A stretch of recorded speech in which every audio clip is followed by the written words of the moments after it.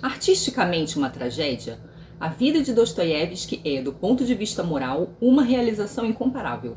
Por ser o triunfo do humano sobre o destino, uma transvaloração da existência exterior por meio da magia interior. Olá, seja bem-vindo ao canal Chave de Leitura. No vídeo de hoje a gente vai conversar sobre Dostoiévski, vida e obra do escritor austríaco Stefan Zweig. Esse livrinho que saiu pela Nova Fronteira e que eu recebi da editora, então agradeço a editora. É o primeiro vídeo sobre uma obra do Zweig que tem aqui no canal, até porque é a segunda vez que eu leio algo dele. O primeiro livro que eu li dele chama 24 Horas na Vida de uma Mulher e já tem bastante tempo, acho que eu nem tinha canal quando eu li esse livro.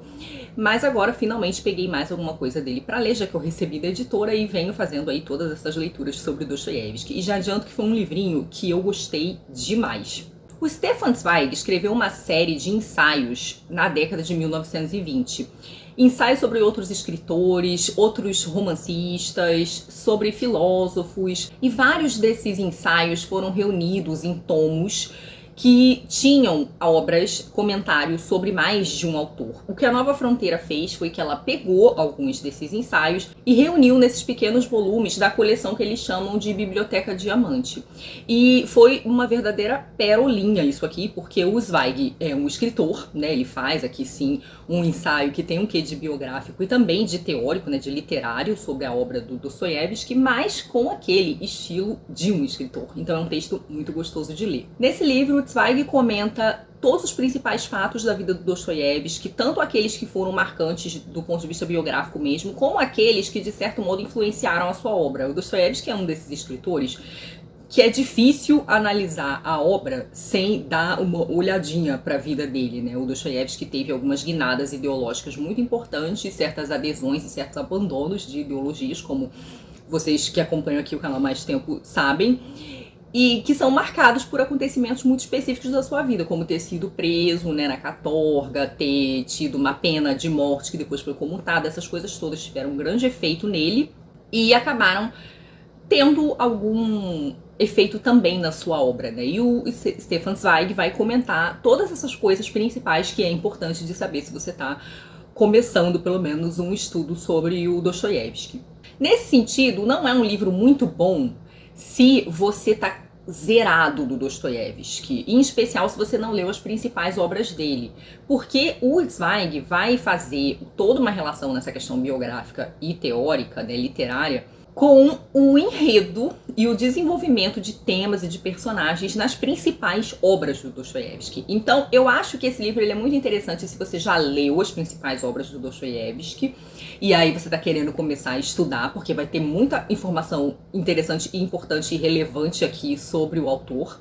Ou se você não liga para spoiler, porque o Zweig vai comentar cenas bastante emblemáticas desses romances principais do Dostoiévski. Se você não liga para spoiler, tudo bem, mas se você se importa, é capaz de você tomar aí uns sustos e ter revelado algumas coisas importantes. A questão de ser um perfil escrito por um autor já revela suas idiosincrasias artísticas, de certo modo. Porque o livro tem uma organização interessante. Num dos primeiros capítulos, o Zweig fala do rosto do Dostoiévski. E ele fala das partes do rosto, das características, como se ele estivesse falando da estepe russa. Como se ele estivesse fazendo um comentário geográfico ou topográfico, de certo modo. Então, isso já é muito interessante no início. O livro também vai se encaminhando para o fim com um capítulo sobre a vida, sobre o triunfo da vida. E o Zweig vai de uma maneira bem peculiar e própria e poética, mostrando como havia um elogio da vida na obra do Dostoiévski. E esse capítulo me fez lembrar muito um ensaio do Albert Camus, O Mito de Sísifo, onde o Camus vai fazer uma reflexão sobre o suicídio e ele parte da análise, da reflexão de um personagem do Dostoiévski, que é um personagem do romance Os Demônios. E o Camus, as conclusões, né, a teoria do Camus, ela também vai um pouco por essa conclusão pela valorização da vida. Então esse capítulo final do Zweig me lembrou um pouco esse livro do Camus. É um livro que foi escrito antes, né, como eu falei, na década de 1920, e eu fiquei até um pouco surpresa de perceber que esse texto talvez já tenha 100 anos, já que a gente está em 2022. Quando o Zweig fala da vida do Dostoiévski, ele bota bastante ênfase no sofrimento do autor. Todo o sofrimento que o autor passou ao longo da vida e como isso foi definidor, determinante. Teve um caráter formador para o Dostoiévski.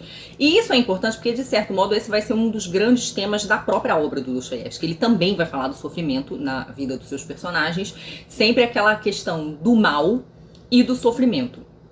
O Dostoiévski é pintado no livro como uma pessoa que teve uma vida muito vertiginosa e dramática, e em vários momentos o Zweig fala dele como uma pessoa muito intensa e um tanto fanática. Na página 28, por exemplo, ele diz assim: na vida de Dostoiévski, o princípio é frequentemente o melodrama, mas a tragédia sempre vem em seguida. Tudo prepara a atenção. As decisões se comprimem em instantes singulares, sem transição. Em 10 ou 20 segundos de êxtase ou declínio, decide-se todo o seu destino. Pode-se chamá-las de explosões convulsivas de vida, um segundo de arrebatamento e a posterior vertigem desamparada. O Zweig bota muita ênfase na questão da epilepsia também, né? Dostoiévski era epilético e ele descreve as crises epiléticas de uma maneira muito peculiar, até de um modo meio especial, assim, quase como um êxtase místico, mas ele ficava muito debilitado depois, o que dificultava muito o trabalho dele. Dostoiévski também tinha muito problema com dívida, então praticamente todos os livros dele já estavam pagos em adiantamentos enquanto ele estava escrevendo. Então sempre havia aquele desespero do Dostoiévski de terminar o livro, de escrever o livro no prazo e, de certo modo, até de fugir de credores, o que ele fez durante bastante tempo morando no exterior. Então a vida dele sempre foi conturbada, ele nunca teve paz para escrever, e o Zweig explora muito esse caráter de uma vida que não se dissocia do sofrimento e de como o Dostoiévski vai vendo valor nesse sofrimento. Do ponto de vista literário, o Zweig tem algumas hipóteses e teses bastante interessantes. Eu vou falar aqui de algumas que me chamaram a atenção. Ele fala, por exemplo, dos personagens do Dostoiévski como pessoas que exploram a desmedida, aquelas pessoas que excedem, né, passam da marca. E como isso é, de certo modo, um caminho de autoconhecimento. É para entender do que eles são capazes. Lembram de Raskolnikov? Sou um homem ou um piolho, né? Vou conseguir fazer um crime útil, matar uma pessoa inútil ou não? Essa seria, então, uma característica da jornada dos heróis do Dostoiévski. E ele também mostra como tem um aspecto de fantástico na obra do autor, que explora muito essas questões psicológicas que beiram assim um pouco o fantasmagórico, as pessoas que são um pouco absurdas, como são pessoas que deliram, que têm previsões, que têm antecipações das coisas que vão acontecer, têm alucinações. Então, por mais que o romance não esteja totalmente calcado, vamos dizer assim, numa estrutura fantástica, ele tem ares de fantástico em vários momentos. O Dostoiévski até tem obras notadamente fantásticas, pelo menos que abrem espaço para essa interpretação como duplo, mas em vários momentos a gente tem esse clima de realidade com o sofrimento que os personagens estão passando, ou não são necessariamente os sofrimentos, mas as suas angústias. São personagens que têm muito de visionários, né?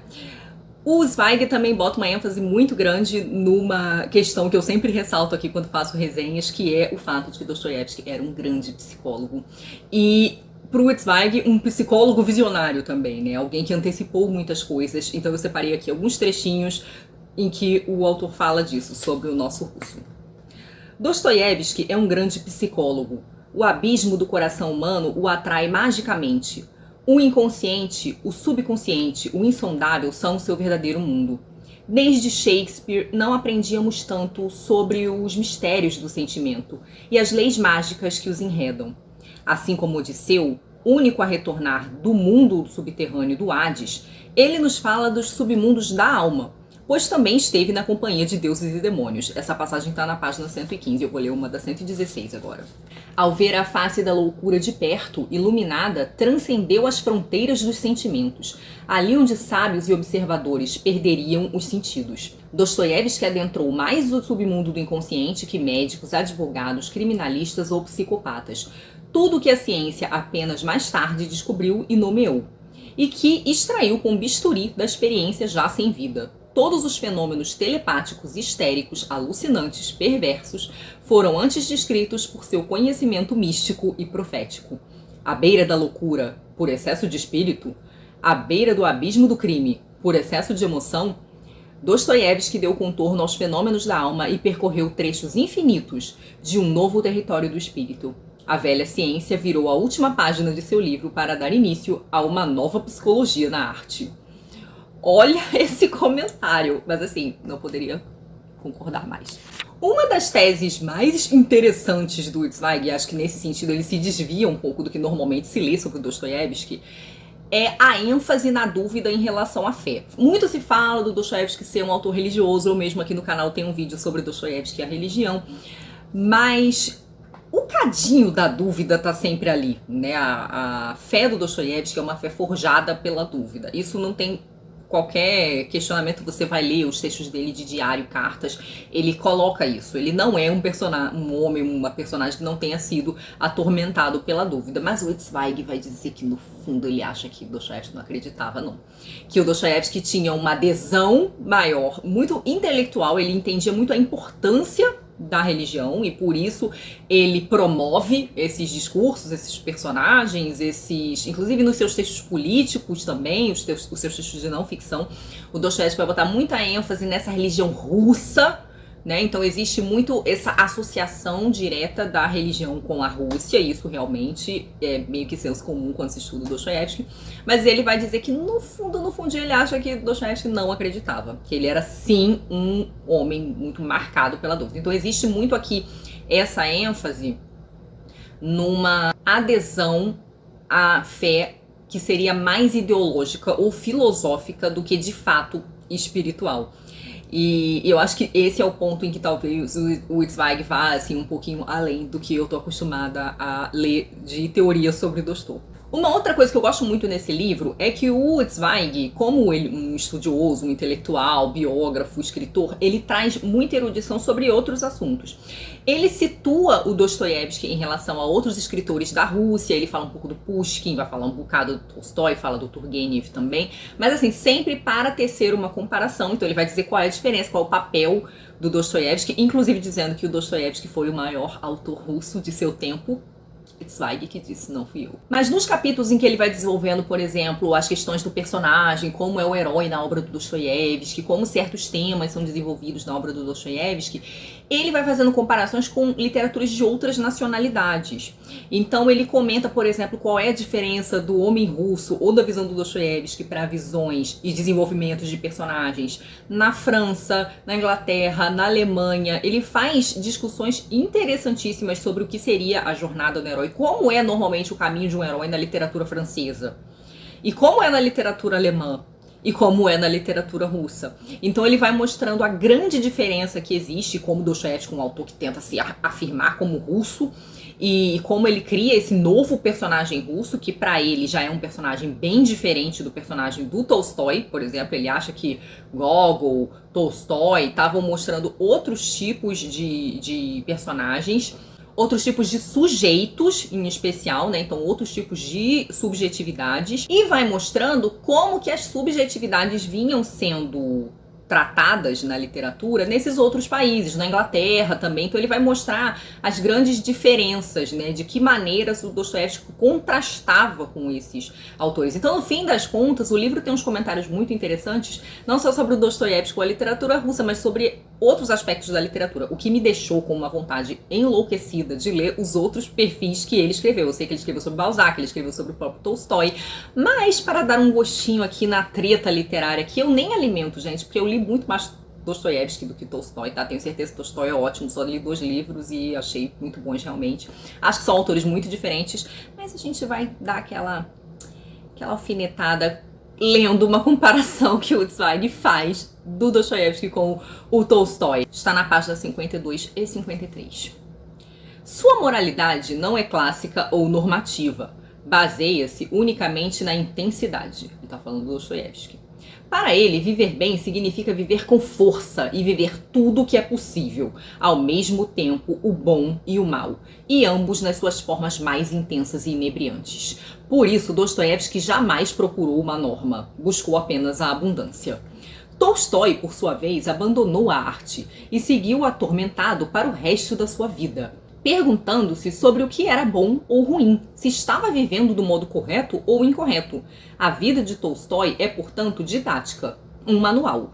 um panfleto. Já a de Dostoiévski é uma obra de arte, uma tragédia, um destino. Ele não agiu de forma apropriada, com consciência, não se colocou à prova, apenas se fortaleceu. Tolstói acusa a si mesmo de todos os pecados capitais, em voz alta e diante de todos. Dostoiévski fica em silêncio, mas seu silêncio diz mais sobre seus pecados que qualquer uma das acusações de Tolstói. Dostoiévski não busca julgamentos, mudanças ou melhoras. Almeja sempre apenas uma coisa: fortalecer-se. Não oferece resistência ao mal, ao que é perigoso em sua natureza. Pelo contrário, ama o perigo como instinto, idolatra a culpa pelo arrependimento que causa e o orgulho pela humildade. Seria, pois, infantil desculpá-lo moralmente. Redimir para a pequena harmonia da medida burguesa, o que possui a beleza elementar da desmedida. A gente vê que os comentários do Zweig em relação ao Dostoiévski são muito enfáticos, muito emocionados, e dá pra ver que ele é um grande admirador do escritor, pelo menos como figura, assim, né? O como vida e obra é realmente algo muito notável. E eu acho que essa passagem, ela dá pra perceber como Dostoiévski parece um personagem de Dostoiévski. Isso é uma coisa que fica sempre clara pra mim, quando a gente lê um pouco mais sobre a vida do Dostoiévski, sobre a sua intensidade, porque ele de fato era uma sua intensidade, né, beirando o fanatismo. Ele de fato parece um personagem da sua própria obra. E esse aspecto em que ele mostra do cara do que se fortalece e que vive os contrários, né? Essa coisa dos contraditórios na vida do Dostoiévski e na obra é algo que o Zweig vai trabalhar muito também, essa coisa de oscilar entre pecado e redenção, bondade e maldade, crueldade e generosidade. Enfim, é algo que ele vai também explorar um bocado aqui e que eu acho que faz muito sentido. Sobre a vida do Tolstói já não posso falar, gente. Não conheço muito, tenho vários amigos aí que são fãs. Vocês podem me dizer se vocês acham que faz ou não sentido isso que ele falou sobre a vida do Tolstói. A minha opinião sobre esse livrinho é que ele é um livro muito bonito, muito bem escrito e que traz teses muito coerentes e que me parecem muito verdadeiras. A ênfase na dúvida eu acho que tá correta, eu só acho que ela tem um pouco de mais intensidade pro Zweig, a questão dessa dúvida, mas eu acho que a dúvida está presente definitivamente. Acho que é um livro, de certo modo, se a gente for pensar em outras coisas que foram ditas sobre o Dostoiévski por outros teóricos, eu não acho que o Zweig se afasta tanto, a questão é que ele fala de maneira muito bonita. Então, se você já leu as principais obras do Dostoiévski e está interessado em saber um pouco de teoria, pelo menos de um certo direcionamento teórico dessa questão temática, principalmente, de desenvolvimento de personagens, o Zweig vai ser uma ótima apresentação, introdução. É um livro bem curtinho, mas é um livro que está com muita marcação, muita flag e muita anotação no final, né? Eu anoto o final dos meus livros. Sei que muita gente vai ficar nervosa com isso, mas enfim, eu rabisco mesmo. Mas o livro tem, então, muita informação útil, importante e relevante sobre a obra do Dostoiévski. Para um início de estudo, eu acho que uma ótima leitura. Tem esses acenos para análises fora da literatura russa, como eu falei, quando ele compara com outras literaturas. Esse contraste é interessante também, porque a Rússia culturalmente estava num lugar mesmo diferente da Europa Ocidental, e quando as teorias ocidentais vão entrando lá, elas vão tomando as suas formas muito específicas. Então esse é um comentário muito bom que o Zweig faz. E eu acho que o livro também tem muito interesse para quem gosta do Zweig, porque a gente vê que o Zweig é um grande admirador do Dostoiévski. E ele põe o Dostoiévski assim num patamar de gênio do lado do Shakespeare, como se o Dostoiévski fosse uma espécie de acontecimento literário mesmo. Eu não li o que ele escreveu sobre os outros autores, mas todo o tom dele aqui é de reverência e de fascínio, né? Então a gente vê assim o Zweig fã de Dostoiévski no livro mesmo. O livro, infelizmente, tem alguns probleminhas. Ele tem problemas de revisão, que para um livro desse tamanho eu realmente fiquei triste. Eu contei mais de 10 erros de revisão e isso acaba chamando muita atenção, em especial se o texto é esse texto muito bonito do Zweig, né, um texto literário, né, um texto com uma qualidade, em vários momentos poéticos, inclusive. E esses erros acabam criando um ruído, né, na fluidez da leitura. Isso foi realmente uma parte bastante triste. Fica aí a dica para a editora de tentar resolver isso para próximas impressões, né, edições, enfim.